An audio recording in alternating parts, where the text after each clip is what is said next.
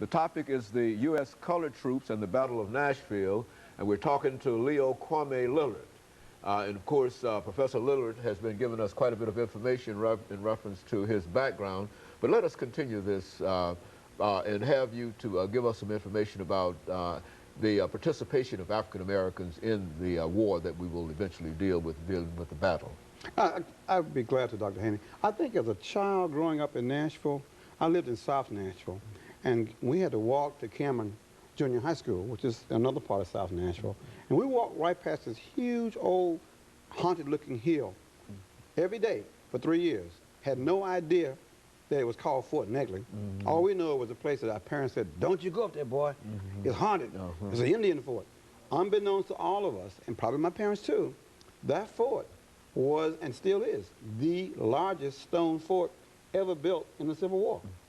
Now, there's a long way from junior high school to now. And it took many years, even back in Nashville, before we realized the significance of that Fort Negley, because it was a fort that reminded the Nashville gentry of defeat in the Civil War. But that fort was a sense of pride for black folks because we built it. We built it with our own hands. In fact, they forced black men who were bricklayers and stonemasons to build that fort. Nashville itself was a key city during the Civil War because it had all these railroads, and there was a border state. It was the last state to succeed during the Civil War. But it also allowed this city to become the launching area to supply the entire war effort that Lincoln needed to have to defeat the Confederate armies operating in Alabama and Georgia and Mississippi. So Nashville was occupied. It was only one of two cities occupied, Nashville and New Orleans. Only two cities occupied during the entire war, and became staging areas to defeat the Confederate Army. So this was a critical city for the Civil War. But more importantly, it also became a place to recruit black soldiers because all the slaves that wanted to join the Union Army had to come out of those southern states to get to Nashville to be recruited.